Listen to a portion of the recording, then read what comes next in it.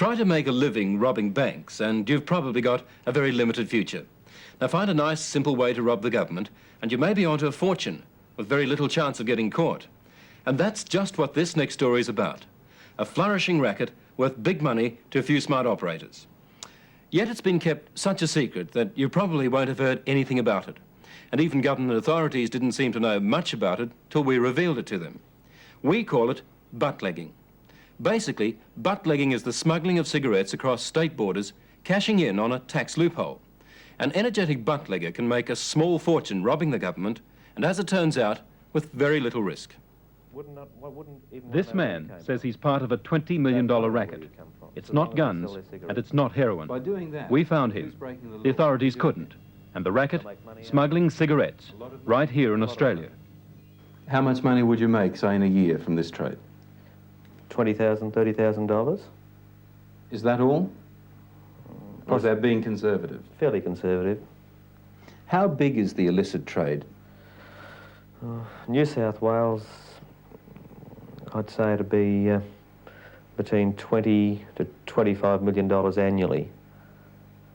A loss of $2 to $2.5 million a year in revenue to the New South Wales government. Just how much cigarettes are taxed depends where you live in Australia. You pay extra tax in New South Wales, Victoria, South Australia and in Western Australia, but not in the territories and here in Queensland. I'm standing on the Queensland-New South Wales border. Now, because the Queensland government does not impose a state tobacco tax, people on this side of the line pay 10% less for their cigarettes than smokers in New South Wales who have to pay the tax. So what you have is a golden opportunity for a racket, with Jack estimating that racket at $20 million a year of butt-legged cigarettes. That's $2 million a year down the drain for the New South Wales Treasury. We discovered two major supply points, Brisbane and Canberra. I've just bought half a dozen cartons from this Queensland store on the Gold Coast. Now down the road in New South Wales, I'd pay an extra $1.50, perhaps $1.60 per carton. So here, I'm about $9 better off. But that's small stuff. For the really big operator, the stakes are higher. Just one semi-trailer like that one can hold up to 4 million cigarettes. So on that load alone, there's $20,000 to be made. Tell me, how would you describe your own business? Retail tobacconist and sundry goods. How many people really in northern New South Wales are into this? A third of the retailers at least. A third of all fruit shops, tobacconists, and anywhere that sells cigarettes. You're not frightened of getting caught? No. Why not? Because the state government will fine you, and if they fine you, the fine is well under what a retailer would make after a short period of being in it. Well, what do you think the chances are of Treasury officials coming up here and nabbing you? Oh, I think it's very easy for them to do. I think they've just haven't done their job. Norman Oakes is the man charged with hauling people like Jack before the court. His title, the New South Wales Commissioner for Business Franchise Licences, brackets tobacco. We consider that the government is not losing a large amount of revenue by virtue of the operation of this tax. The revenue figures, when the tax was first introduced, an estimate was made of the likely revenue proceeds. The results have been very close with that estimate that was made, and we are continuing to obtain an increase in revenue each year. Well, Mr. Oakes may not be very worried, but Arthur Monaghan is. He works for a New South Wales tobacco wholesaler who pays Mr. Oakes his tobacco tax. And he's losing business as a result, because his cigarettes are more expensive than those sold by the butt-leggers. Well, we are being affected. We're still in business, we're still going strong, but if it worsened, continued to worsen, if it went to, say, 20%, well, possibly we would have to retrench and take a ban off the road.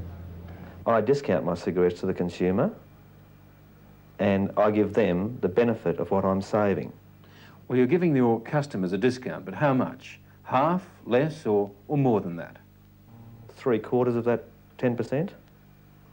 So in fact, you're claiming that it's a direct benefit to the consumer, Yes. but you're not really doing it for that reason. No, I'm not doing it for that reason at all. I'm doing it to make money. If you wanted to buy cigarettes in Queensland now, right now, what would you do? Hop on a truck, drive over the border, but what happens next? I walk into any wholesaler and I just take my money out, I hand it over, I take my cigarettes, and that's the finish of it. I could take this. How much money is in this? Oh, about $1,500, $2,000.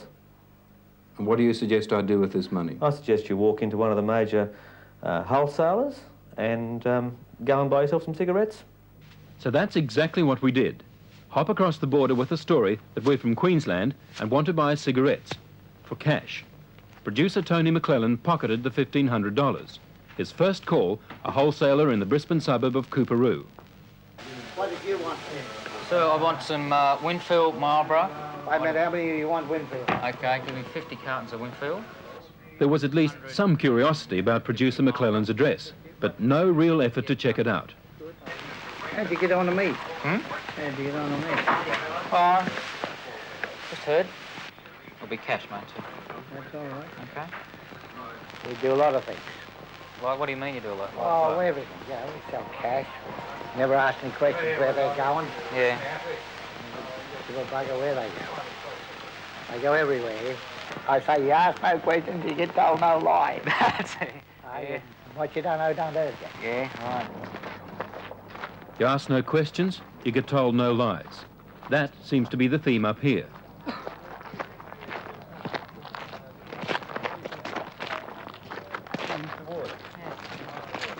Good morning, sir. How are you? I'm Ian Leslie from 60 Minutes on the National 9 Network. Yeah. Understand you've sold this man $1,500 worth of cigarettes. Yeah, that's right. Paid cash for them. That's right. Do you know where the cigarettes are going? I don't know. Got no idea. Would it I don't want surprise to know. Why I don't not? want to know. It doesn't worry you. Oh, it doesn't worry. People come here, but don't put me on the news, Well, please. this gentleman's Mr. Tony McClelland, our producer, I know, but don't put me on the news. and the cigarettes are going to New They're South not Wales. going to New South Wales.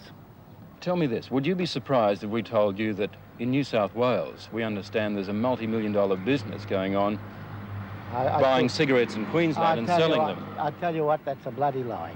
Now, I'll be truthful. Now, you can look at me in the eye. There's none of that going on. There seems to be nothing in the law that would force a wholesaler to check the truth of your story. And nothing in our investigations suggests that the wholesaler is receiving a direct cut of the butt-legging profits. But of course, there are extra dollars in a bigger turnover. But perhaps this was just an isolated case. 1 hour later, producer McClellan tried another Brisbane wholesaler. Well, give us your 500 Alpine. This time, a bit more curiosity, but no more effort. Well, no, I haven't established a custom here yet. I'm just down in the city. I was wondering if I could pick some up here. Bow Desert? 15 minutes after his arrival, our man seemed set for a successful career as a buttlegger. His haul, 42,000 cigarettes, and not a cent for Norman Oakes. How are you? Ian Leslie's my name, from 60 Minutes on the National 9 Network. Are you the manager? I'm a sales manager. Sales manager. I understand you just sold this gentleman $1,500 worth of cigarettes. Have you any idea where the cigarettes are going to?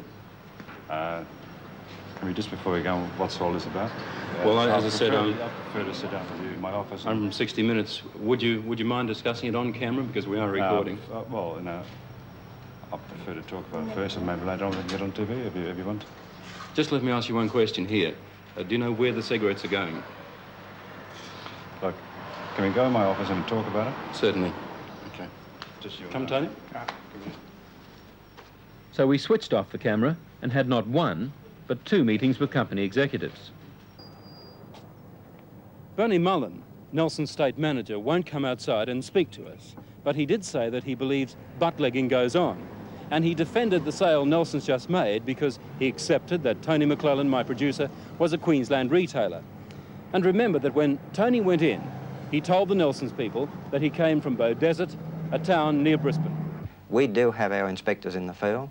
We have checked several months ago on the extent to which retailers were meeting the requirements of the Act. That investigation showed that they were. Now, we will be regularly policing the provisions of the Act by sending inspectors into those regions. Now, all I would say is that retailers are extremely foolish if they are retailing tobacco products in New South Wales without paying the licence fee in relation to those sales. As we said, the trade isn't confined to northern New South Wales. Because there's no tax in Canberra, it's the logical source of cheap cigarettes for both Sydney and Melbourne. 60 Minutes spoke to one driver who admitted delivering 3 truckloads of cigarettes to Melbourne. His customers included a supermarket in Kew. David Farmer is Canberra's largest retailer of liquor and tobacco. Does he think butt-legging goes on? It certainly does. We haven't been approached for some time now to sell tax-free cigarettes, so I can only assume that the lines of communication now have been well and truly worked out, and it's a very smooth operation at the moment. If you could do a deal with someone, if someone was prepared to share that tax-free margin, how much extra business do you think you could do? Well, we'd look for several $100,000 extra increase in turnover. Any smaller amount, it wouldn't really be worth our worry dealing with it. Are you saying you would double your turnover? Probably a bit optimistic, but we'd look for an increase of several $100,000 in cigarettes over a 6-month period. Well, if you could do that, how big do you think the overall butt-legging trade is? I'd imagine 10 to 15% of the cigarettes sold in New South Wales now would be purchases outside that state. You would sell them cigarettes tax-free? We would do tax-free cigarettes now, any quantity anyone wants. To take the exercise to its conclusion, 60 Minutes brought the cigarettes to Sydney, with no questions and no problems. Well, Mr. Oakes, here are the cigarettes. There's 42,000 cigarettes there, $1,500 worth. Now, the point is, what happens if I sell these cigarettes in New South Wales? Well, I must warn you as Commissioner that if you sell those cigarettes in New South Wales, before you sell them, you should immediately apply for a licence. And since you've purchased them without paying a licence fee, you should pay 10% of the value of those cigarettes to the Commissioner. But at this point of time, I haven't broken the law by merely purchasing them. But you're going to be a very busy man smoking those cigarettes if you don't pay your licence fee. Since we filmed that report, the New South Wales Treasury has intensified its investigations into the racket. And as for those butt-leg cigarettes we showed you, Mr. Oakes, well, we paid your tax and donated the cigarettes to the Smith family, a New South Wales charity.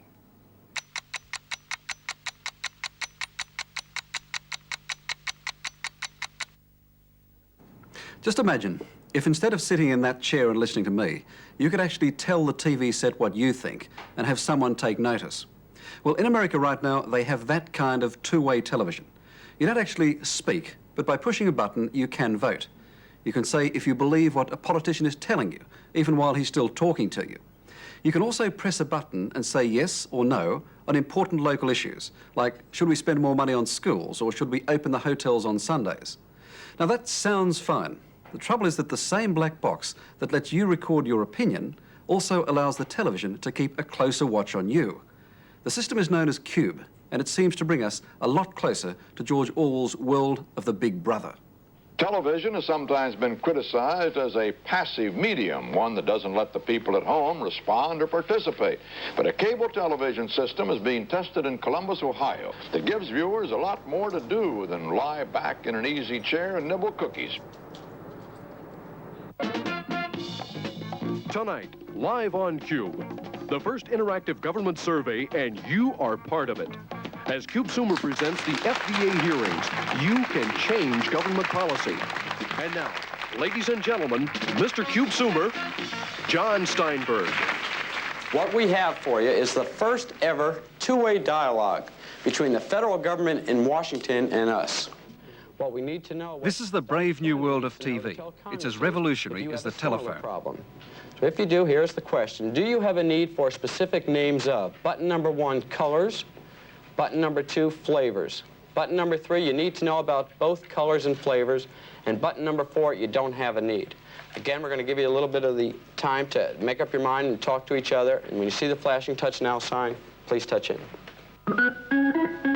At home, the TV screen tells you how and when to vote. It's dead easy, no matter how difficult the political problems may be. This is genuine push-button power. The studio audience can only watch. It's the family in the lounge room at home who talk back. Instant surveys or opinion polls. Within 2 seconds, the votes are collected, counted, and flashed up on the screen.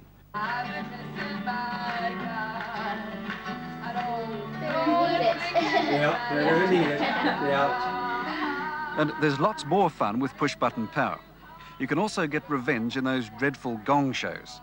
As the thumbs down are given, it smacks a bit of the Roman Colosseum.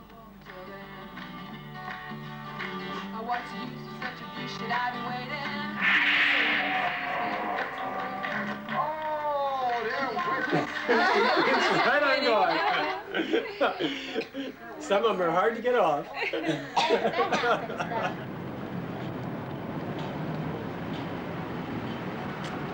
This is Main Street, Columbus. Looks like any other city in America, doesn't it? But in fact, that's what makes Columbus unique. It's not just average America, noisy as it is. This is the most average city in the country. In fact, they call it Test City, USA. These people were guinea pigs for the world's first roll-on deodorant and for family-sized Coca-Cola bottles. People here were also the first to taste test instant coffee and frozen chicken pies. Now, a different generation is testing two-way television for the first time. Columbus used to have just 4 channels on the television. Now, with the Cube system, there are 30 channels. You have to pay for some programs, but the range of choices is dazzling, from college football games to golden oldie shows. One channel just gives the weather and the news. On others, there are movie classics. It's 30 windows on the world. You can take guitar lessons, tune in on non-stop kids shows, or even watch religious programs all day long. And finally, pornography. Again, a pay channel, sitting in a lounge room. If you don't want the children to watch that sort of thing, then you can pull the plug. But where Cube becomes more than merely television, where it becomes a utility, the revolution of the system, is these 5 buttons. The two-way connection is made through wires, much like the telephone. TV aerials are a thing of the past. But there's also a drawback with this, a kind of catch-22, because Columbus has become a bit like George Orwell's Wired Society. Below and above ground, coaxial cables reach down the walls and inside the homes, always keeping tabs.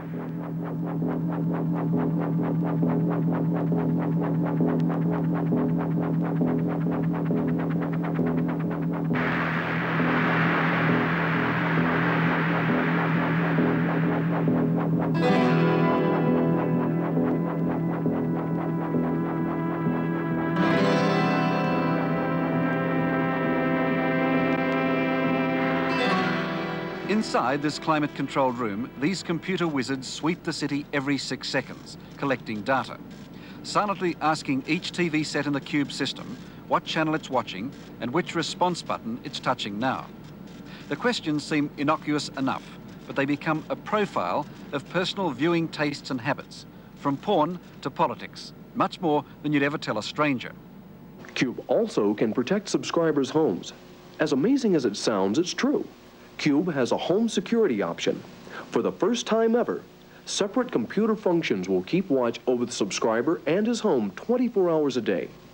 These home security options include fire and smoke protection and burglary protection.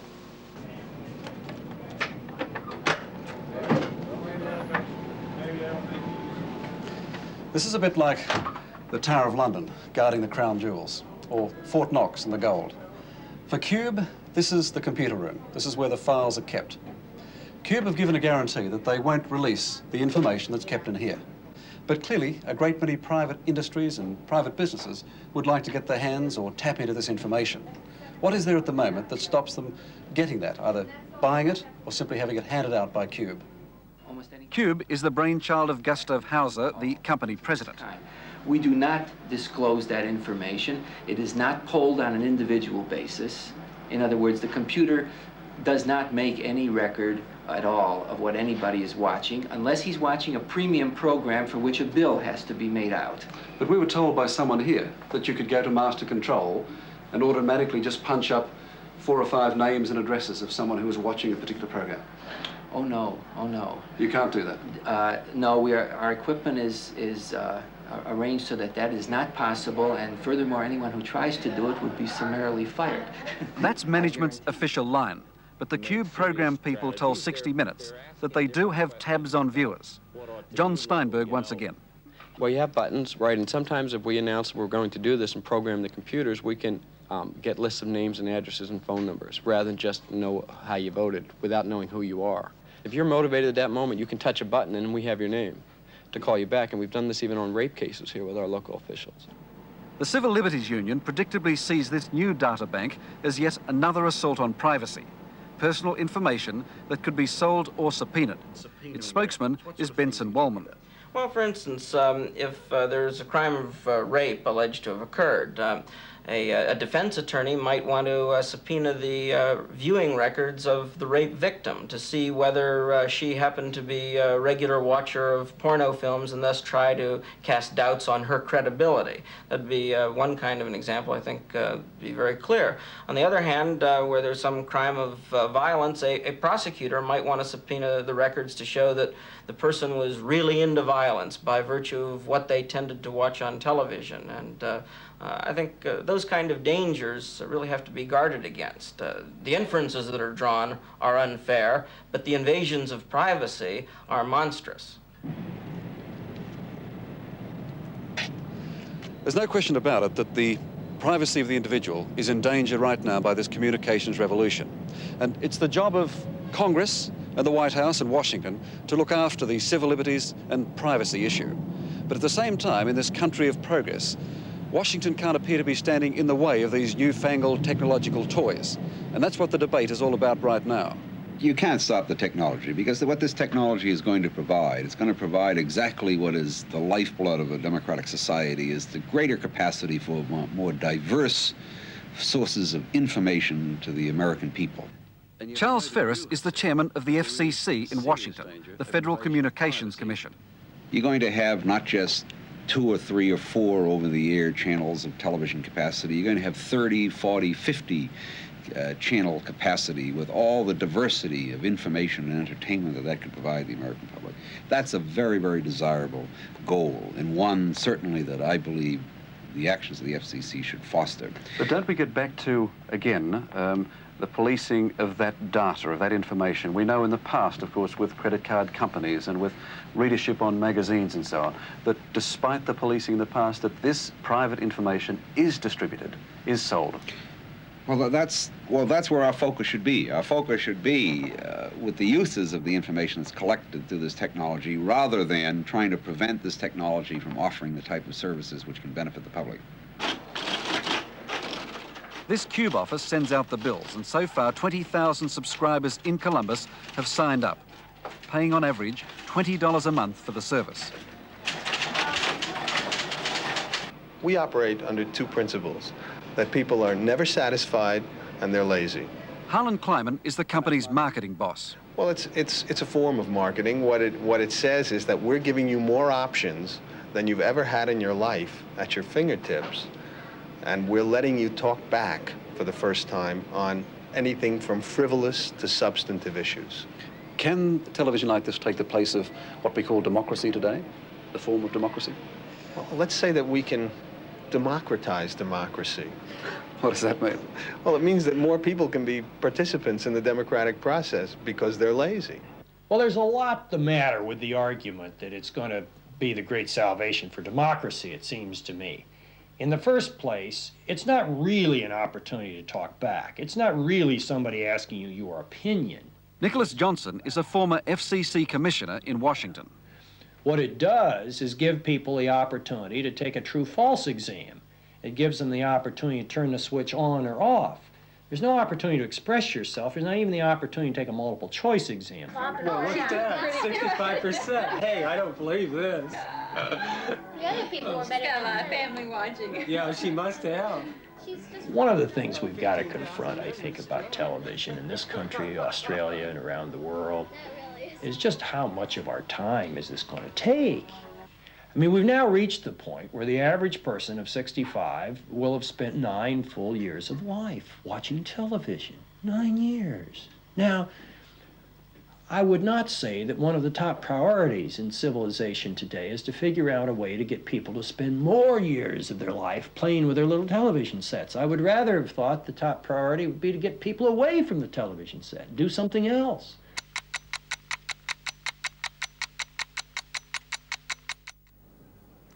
One of the biggest battles we face in these stress-filled times is simply staying sane. And according to those in the know, more and more people are losing that battle. 1 in 10 Australians will spend some time in a mental hospital. And right now, as many as 1 in 4 of us are suffering some kind of psychiatric disorder. Not counting, of course, those unrecorded thousands who might simply be called neurotic or highly emotional. Edvard Munch recognised the problems of coping with what we've come to call the rat race back in 1893 when he painted The Scream. A few years ago, the trend was to try talking it all out on a psychiatrist's couch. But these days, the emphasis seems to be on action speaking louder than words. Hence, the so-called action therapies, sessions where people get together for the purpose of screaming, crying, punching, kicking, and otherwise pouring out their emotions in a very direct and physical way. In some cases, they're willing to spend thousands of dollars just to let it all hang out. Lies, lies, lies, lies, lies. Every word of lies are lies. Everybody's a little bit crazy, and some people are better hiding it than others. Well, I'm going to marry one too. A problem in our I'll marry a Negro. I mean, you can't go and hit your neighbour on the head, you know, even if you feel like it. But you can come in here and imagine you're hitting him on the head. Everything about you is that you feel sick. I feel I've got, you know, the bucket full of garbage and I want to empty it. And when it's empty, then it's going to stay empty. They call this the ape race, part of a practice known as bioenergetics. The theory is that by exercising your body, you can also release your feelings and improve your mind, a kind of emotional 5BX. I'd like you now for a moment to look at me. Gottfried Hoyer came from Germany with a list of credits that reads like a counterculture dictionary. Neo-Reichian vegetotherapy, orgonomy, guided fantasy, dynamic meditation. Gottfried's into the lot. As you slowly shift your weight from the balls of your feet to your heel, you might come across a point where you feel an involuntary shivering, and you allow this to happen. And breathe deeply and easily. As children, most of us, we have been taught to sit still, don't move, don't laugh, don't shout. Basically, do not express yourself. I try to help people to overcome this barrier put up by our upbringing, to become more free and to dare more to express their emotions. Explore all the movements you can make with your shoulders. Breathe deeply and easily through your mouth.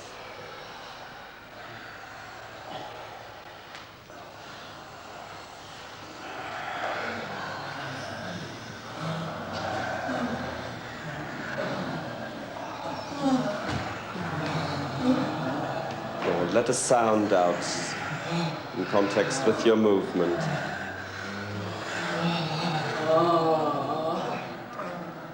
And imagine that you've been caught by an octopus and you want to free yourself from this octopus. If you think they're a little crazy, you should hear what they say about you. What could be crazier, they ask, than going through life with your emotions bottled up, being too afraid to express love, anger, or sadness? For so many years, I haven't cried. And for this weekend, I've done that. And I've learned a lot through that. And also just the expression of anger. I do what I want! I do what I want! I do what I want to do! I do what I want! I do what I want! I do what I want! I do what I want to do! Always! I do what I want. I do what I want! I had tensions, depression, aches and pains. I felt I just wasn't functioning fully as a human being. I felt there was a whole lot there that had just never been allowed to be expressed.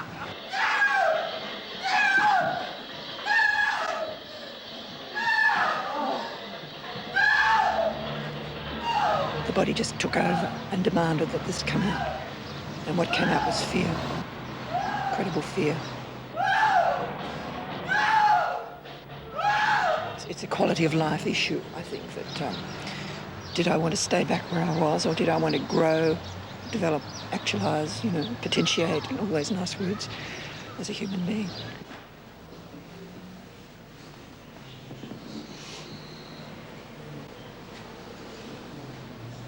The cost for 1 weekend of release and reassurance is $45.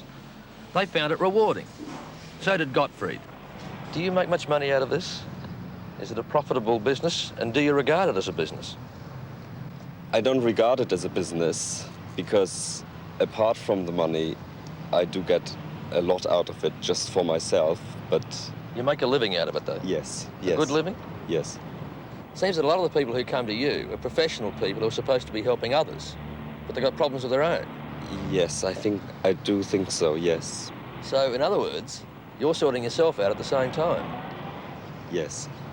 This is part of our weekend psychodrama group, and I want to commence our session this afternoon by talking a little bit about what psychodrama is.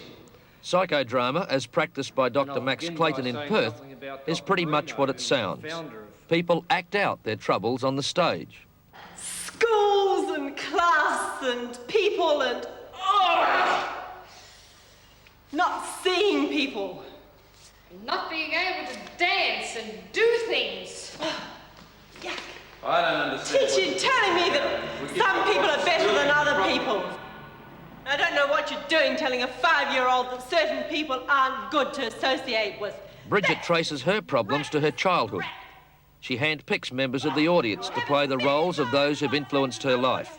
In this case, her parents, brothers and sisters. I'm going to hold on to you very tight, Bridget. You may have moved away, but I'll still hold on to you. Well, you can still hold on to me, but I'm going to... Once again, half the people here are from the so-called helping professions.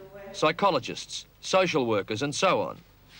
I think that the people in the helping professions are suffering from many personal difficulties, and they're also becoming more and more aware of their difficulties as a result of the work that they do, and often they come forward to work on their personal stuff and maybe even get to enjoy some of their craziness instead of being so fearful of it. By now, half the audience are in tears. You've been there. The way Dr. Clayton sees it, that's important. It means they can share Bridget's burden and reassure her. Yeah.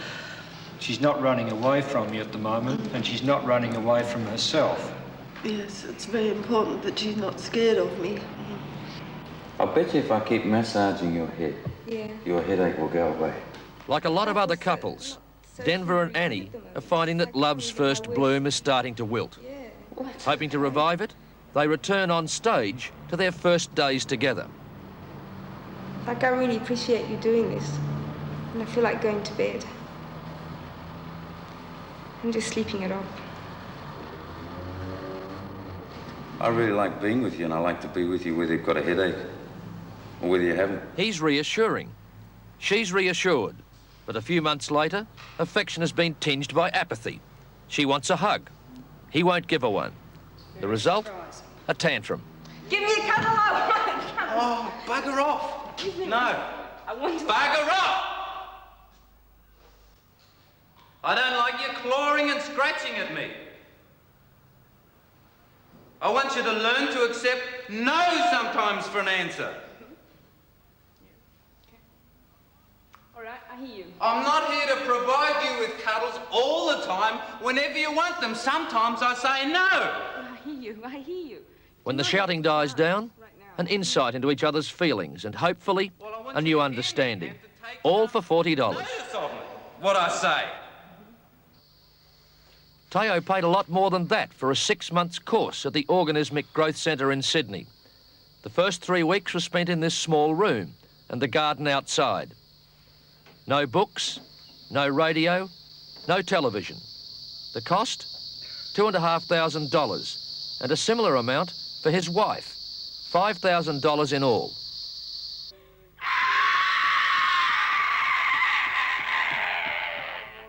This session room is padded to soften the blows and soundproofed to soothe the neighbours.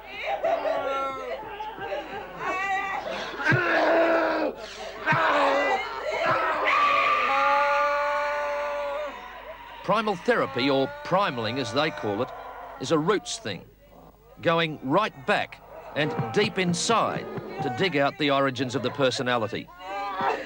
It's your fault! Experiences are relived and thrashed out. The whole idea is to face up to the truth about yourself, however unpleasant, and come to terms with it.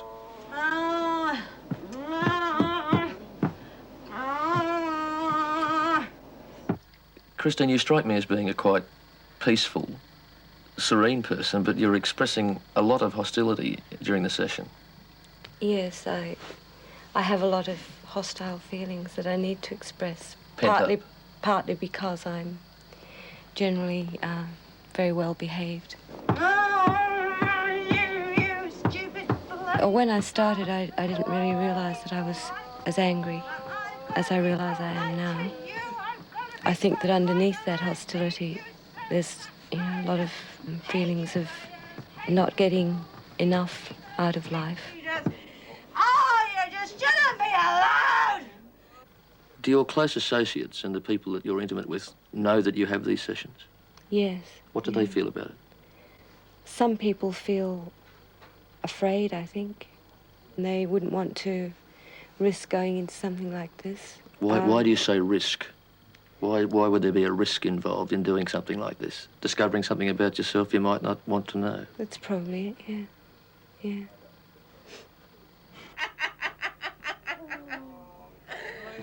You're not gonna get the sort of house you want. You're not gonna get the sort of house you want! You're nuts! Do you regard yourself as having a problem? Well, no more than any other human being. No, I think... But you come here and other human beings don't. A lot of other people wouldn't come to a session like this. Why do you have to do it? No, well, I don't think it's because I have to so much as because I choose to. I think anybody would probably benefit from this kind of work. You unravel your whole personality, everything about yourself, what you like to know and what you don't like to know. No! You're getting a more total perspective on yourself. The people who run the centre say what goes on here is growth, not therapy. David English and Marnie Collins say they're not trying to cure the mentally ill. Well, if we came across someone who we had any real doubts about sort of serious psychiatric problems, we wouldn't take them. Yet they did take this man. And what's his problem? Oh, you really want to know? Yeah. Well, for years and years, I have been sort of the man with the coat. I have been exhibiting myself, and I don't like that very much. I enjoy doing it. Let's not get that wrong, but it's not socially acceptable. And I'm also a smoker, which I hate very much. Like. So you're what people would have called a flasher? Yes, sort of, yes. It comes from my mother not allowing me to be a man, not accepting that I am. I mean, I have two sisters, and she just made it as if she had 3 daughters rather than 2. So it's sort of like, look, Mummy, I'm a man.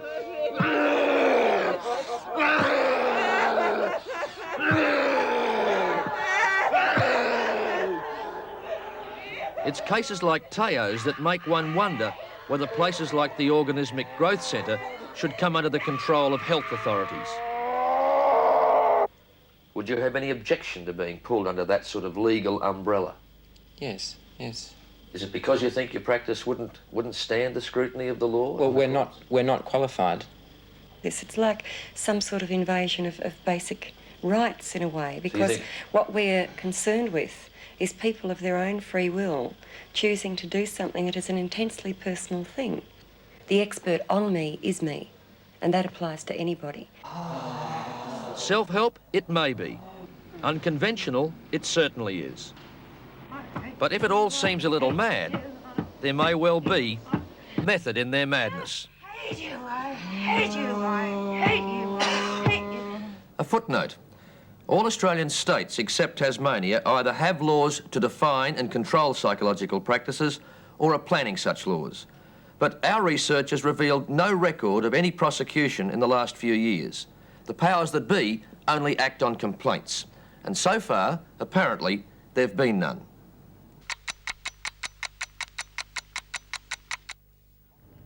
We've received lots of calls and telegrams wishing us well, for which we thank you. And in future editions, we plan to publish a cross-section of your comments, and that includes your critical comments as well. We want to know what you think. If you have any ideas for stories that you'd like to see, then write to us about them too. But meanwhile, radio commentator Mike Gibson has his own thoughts about what's happened to the art of letter writing. I guess it's the result of the dramatic improvement in communications in recent years that we don't communicate with each other anymore, certainly not by letter. And in America it's got so sad you can even subscribe to a rent-a-letter agency. They send you a letter every day, and when the postman comes to your box, the next-door neighbours, who don't get any letters either, can peep out the window and see how lucky you are to have so many friends. Here in Australia it's just as bad. Remember the carry-on when the post office announced that all mail deliveries were going to be cut from 2 to 1 a day? Strike me lucky, the amount of mail we get nowadays, there's only need for 1 delivery a week. Bills from the electricity department, bills from the gas department. The only letters I get these days, I wish I didn't. Get bills and handouts and letters drafted by computers. You know, I mean, have a look at this. 23rd inst, 3rd alt. What kind of language is that? Android talk or something? To get a letter, a real letter, written by hand or even lovingly typed with 1 finger. What a luxury. Doing a daily radio show in Sydney and writing a newspaper column for years as I have, I can recall when people used to actually take the time to put down their thoughts on some of the things that I'd written or said. Now, if they disapprove, the sum total of their reaction adds up to something like this. If they really disapprove, they might take the time and the trouble to send you a deeper and even more meaningful letter, like this. With Valentine's Day in the air, the letters we all yearn for, of course, are the ones that Grandad used to send to Grandma back in the good old days when they were courting. When letter writing was an art, when eager young blokes poured their hearts out to young blushing ladies who got the vapours and often fainted right away just reading their passionate prose. The longest, the most emotion-charged letter I've had in the last 6 months was on the kitchen table when I got home the other night. They are magnificent. So, there it is, literary communication in the 1970s. Oh. Those heartfelt comments from radio commentator Mike Gibson. I'm Ray Martin. Ian, George and I will be back with another edition of 60 Minutes next week.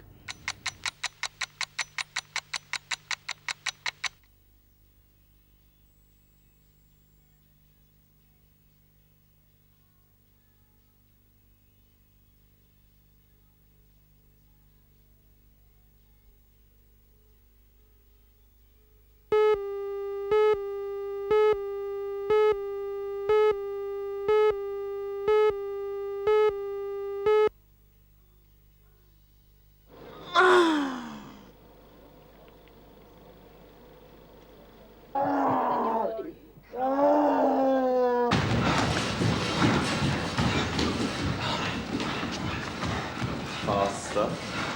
And relax your neck. Well, there's a large part of me that wants to do that, but there's a little part of me that feels tired and. I'm